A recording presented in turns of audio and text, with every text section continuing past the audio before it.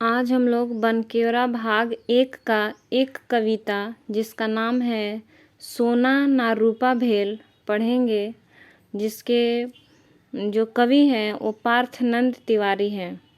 अगर आप झारखंड में किसी भी एग्ज़ाम का तैयारी करते हैं और नागपुरी भाषा का चयन किया है और आपके सिलेबस में बनकेवरा भाग 1 पढ़ना है तो यह कविता आपके लिए बहुत ही महत्वपूर्ण है।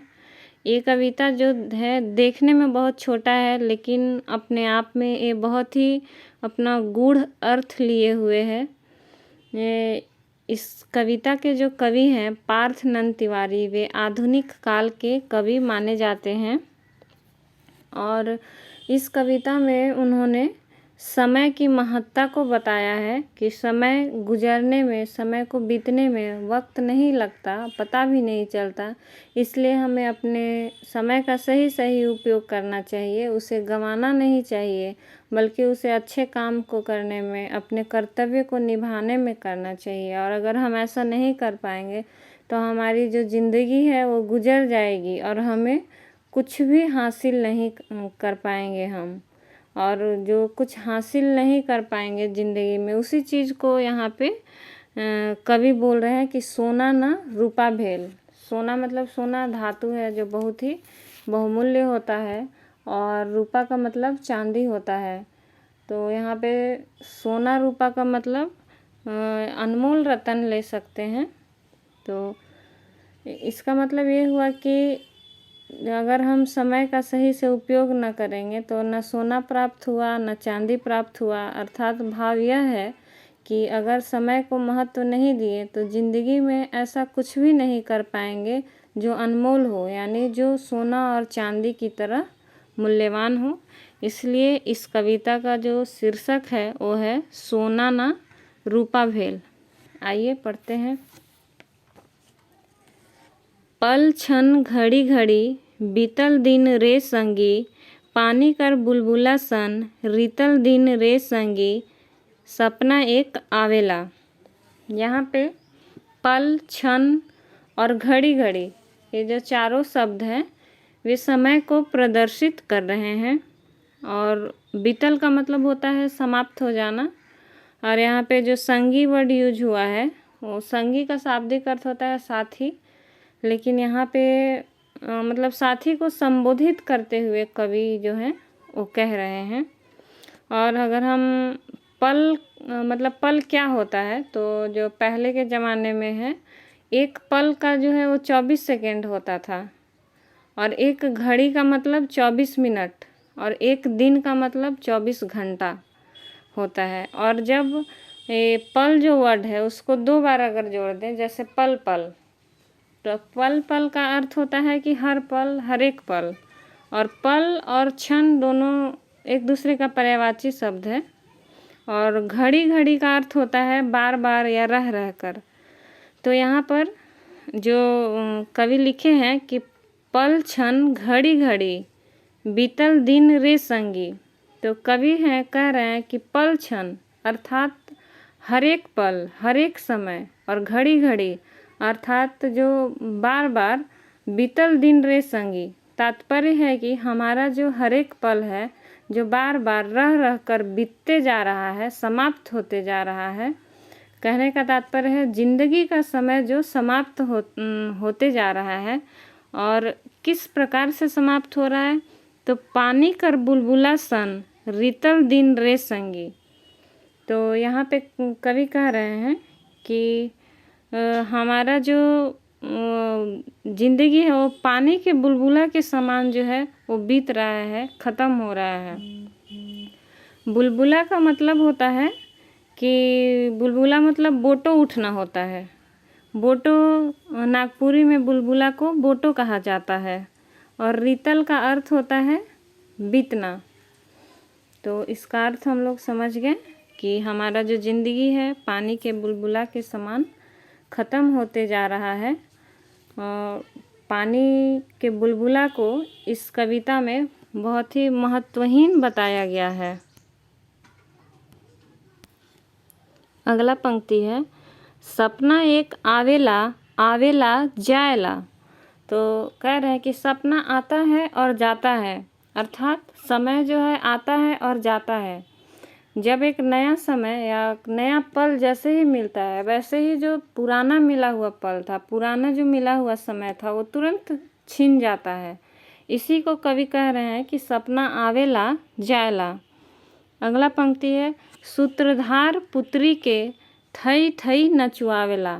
यहाँ पे सूत्रधार का अर्थ है कि जिसने हमें बनाया है, मतलब जिसने हमारा रचना किया है, जो हमको बनाया है। तो हम बोल सकते हैं प्रकृति, बोल सकते हैं परमेश्वर, बोल सकते हैं अल्लाह, ईश्वर बोल सकते हैं, जो भी मानते हैं। और पुत्री का मतलब होता है कि संतान, यानी जिसने हमको बनाया है उसके संतान। और थई थई नचुआवेला, मतलब थई थई नचुआवेला का मतलब है कि जो भी हो रहा है उसी के इशारे पर हो रहा है। उसी के इशारे पर मतलब सूत्रधार के इशारे पर, जिसने हमें बनाया है। तात्पर्य यह है कि सूत्रधार या परमेश्वर जिसने हमको बनाया है, या जो गतिविधि या क्रियाकलाप हमसे वो करवा रहा है, और वो अच्छा और बुरा का जो परिणाम देता है, जो भी हम करते हैं, उस चीज़ को हमें समझना चाहिए। और समझना चाहिए कि कौन सा कर्म करेंगे तो अच्छा होगा या बुरा होगा।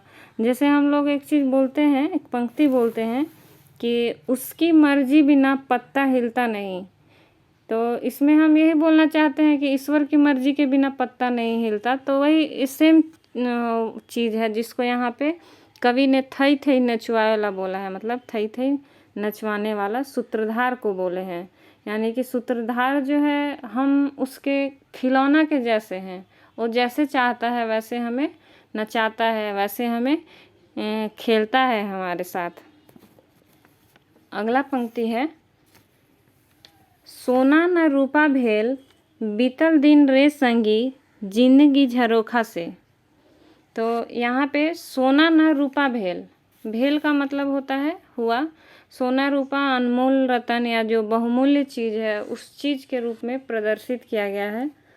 और बीतल दिन रे संगी में दिन का अर्थात तो दिन भी होता है, समय के रूप में भी ले सकते हैं। और यहाँ पे प्रतीकात्मक रूप से इस कविता में दिन का मतलब जिंदगी से भी ले सकते हैं। तो कवि कह रहे हैं कि सोना मिला न रूपा मिला, और दिन जो है वो बीत गया, जिंदगी जो है वो बीत गया। भावार्थ यह है कि जिंदगी या जो समय है बीत गया है, और हमको सोना रूपा भी नहीं मिला। अर्थात जिंदगी में हमने कोई अच्छा कर्म भी नहीं किया, कोई पुण्य का कार्य भी नहीं किया, लेकिन समय रूपी जो जिंदगी है वो बीत गया। अगर हम यह देखें कि हमारे ज़िंदगी का सोना रूपा, यानी हमारे लाइफ का जो बहुमूल्य चीज़ है, जो सबसे मूल्यवान चीज़ है, क्या हो सकता है, तो हम यह पाते हैं कि हम जो कर्म करते हैं, जो पुण्य का कर्म करते हैं, सत्कर्म करते हैं, या जो हम अपने कर्तव्य को अच्छे से निभाते हैं, वही हमारे जीवन का सोना और रूपा है। तो कवि यहाँ पे यह बताना चाहते हैं कि हमें समय का महत्व, समय को महत्ता को समझते हुए अपने कर्तव्यों का, अपने कर्मों का सही ढंग से पालन करना चाहिए।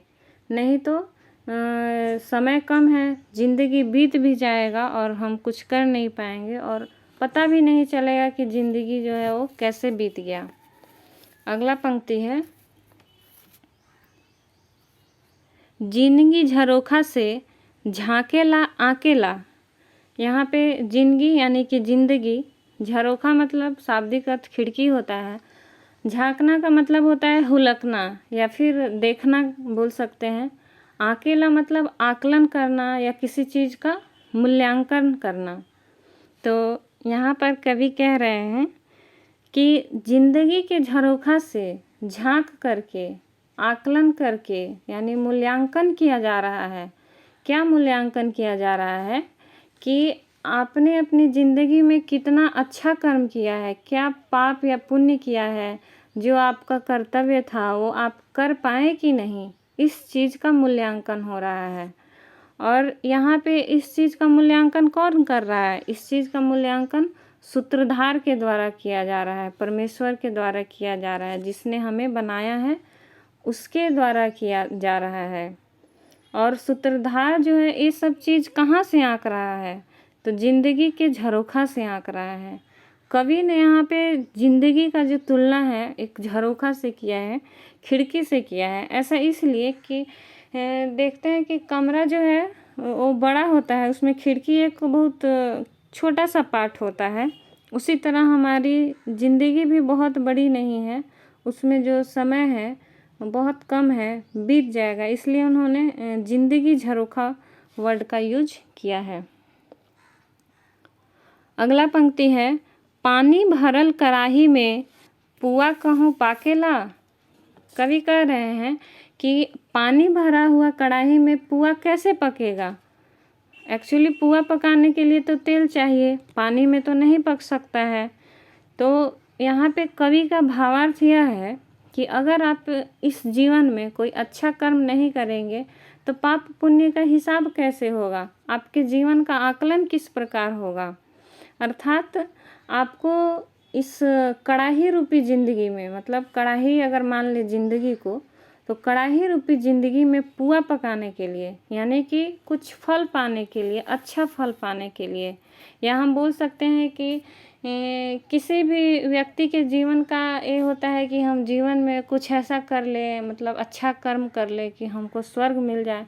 तो हम स्वर्ग को यहाँ पे पुआ के रूप में देख सकते हैं, फल के रूप में देख सकते हैं, जिसे पाने की इच्छा सभी को होती है। तो कवि यहाँ पे यही चीज़ बोल रहे हैं कि कड़ाही में मतलब कि ज़िंदगी में, मतलब पानी, यानी पानी बोल सकते हैं निठल्ला की तरह बैठने की जगह अगर तेल मतलब अच्छे कर्म अगर हम करेंगे तब पुआ पकेगा। पुआ जो है वो पानी में नहीं पक सकता है। अगला पंक्ति है, जिंदगी नित छटपटाए बीतल दिन रे संगी। नित का मतलब होता है रोज, जिंदगी जो है रोज छटपटा रहा है। कहने का तात्पर्य है कि जिंदगी का कोई भरोसा नहीं है कि जिंदगी कब समाप्त हो जाए, और आपका ये जो समय रूपी ज़िंदगी है वो कब ख़त्म हो जाए।